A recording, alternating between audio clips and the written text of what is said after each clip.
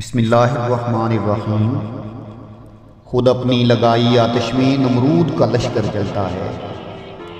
اس video میں ہم بات کرنے والے ہیں کہ اس وقت امریکہ کی اکثر یونیورسٹیز میں جو طلبہ تحریک شروع ہو چکی ہے، اس تحریک کے مقاصد کیا ہے۔ اس تحریک کو دبانے کے لیے امریکی اور صہیونی لابی کیا اوچھے ہتھکنڈے اپنا رہی ہے، اور اس احتجاج کو میڈیا پر آنے سے روکنے کے لیے امریکی انتظامیہ کیا کر رہی ہے۔ اس وقت امریکہ کی اکثر یونیورسٹیز میں فلسطینیوں کی حمایت میں، فلسطینیوں کو ایک آزاد ریاست قائم کرنے کے حق میں، اسرائیل کے ظلم و بربریت اور درندگی کے خلاف، اور خاص طور پر امریکہ کی اسرائیلی دہشت گردی اور درندگی کی تائید و حمایت کے خلاف طلبہ تحریک عروج پر پہنچی۔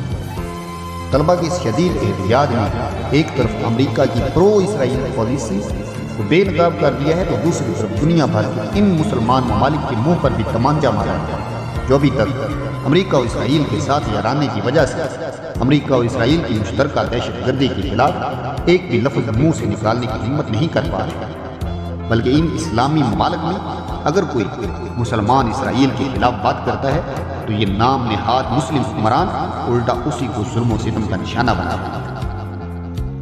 امریکی یونیورسٹیز میں یہ طلبہ تحریک لمحہ بلمحہ مضبوط سے مضبوط تر ہوتی جا رہی ہے۔ کولمبیا یونیورسٹی جو امریکہ کی سب سے بڑی اور سب سے پرانی یونیورسٹی ہے، یہاں سے 4 امریکی صدور فارغ التحصیل ہوئے، 34 غیر ملکی سربراہان نے یہاں سے پڑھا ہے، 103 نوبل انعام یافتہ افراد، سپریم کورٹ کے 10 ججز اور 125 امریکی نیشنل ایوارڈ یافتہ افراد نے یہاں سے تعلیم حاصل کی ہے۔ اس یونیورسٹی کے طلبہ اس وقت مکمل طور پر فلسطینیوں کے حق کے خود ارادیت اور اسرائیلی دہشت گردی کے خلاف سراپا احتجاج میں آتے ہیں۔ اگرچہ امریکی اور برطانوی میڈیا اس احتجاج کی خبروں کو دبانے کی کوشش کر رہا ہے، لیکن پھر بھی اس احتجاج نے تمام عالمی نشریاتی اداروں کی توجہ حاصل کر لی ہے۔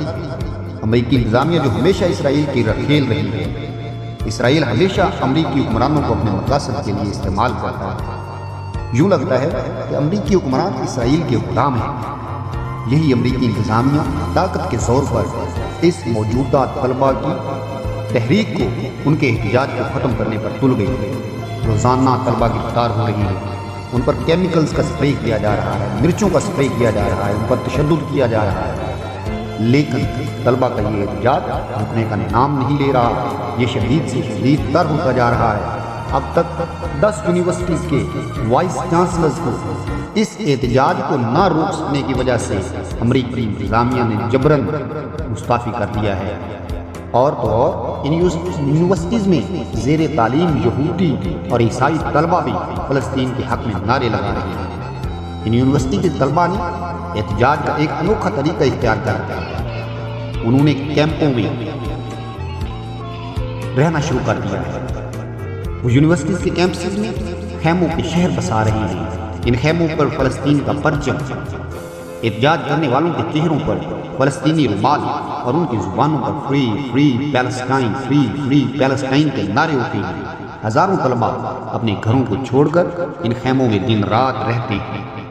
امریکہ میں موجود صہیونی لابی کو احساس ہو چکا ہے کہ کھیل ان کے ہاتھ سے نکل رہا ہے۔ پچھلے 10 دنوں کے اندر یہ طلبہ تحریک امریکہ کی 30 سے زائد ریاستوں میں پھیل چکی ہے۔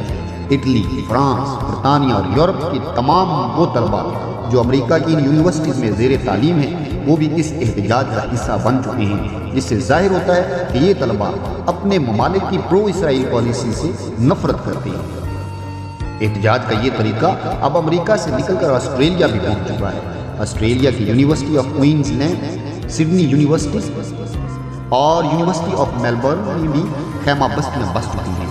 احتجاج کرنے والے یہ طلبہ اپنی اپنی حکومتوں سے educational institution that preaches all these high, lofty ideals about education and understanding and making the world a better place is making money off of death and destruction and genocide. Of war crimes being committed in Gaza. We're going to continue to support Israel and their ability to defend themselves. Would you characterize Israel's military campaign as self-defense? Yes or no? They have a right to defend themselves. How does the complete destruction of hospitals, of universities, خاص طور پر امریکی انتظامیہ سے مطالبہ کرتی ہیں کہ امریکہ اسرائیل سے تعلقات کو منقطع کرے. امریکی حکومت اسرائیل کی فوجی اور مالی مدد بند کرے, اسرائیل فلسطینیوں کے وجود کو تسلیم کرے اور علیحدہ فلسطینی ریاست قائم کرنے کو تسلیم کرے. امریکہ کی صہیونی لابی اور امریکی انتظامیہ بخلاہٹ کا شکار ہو چکی ہے. اس وقت بھرپور طریقے سے اس احتجاج کو روکنے کی کوشش کی جا رہی ہے. حالات کیا ہوں گے؟ کیا یہ احتجاج رنگ لائے گا؟ کیا یہ طلبہ اپنے مقاصد میں کامیاب ہوں گے؟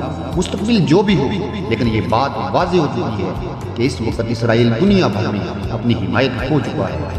دنیا کا ہر باشعور فرد اسرائیل اور امریکہ کی صہیونی لابی اور صہیونی سوچ سے نفرت کرنے لگے ہیں.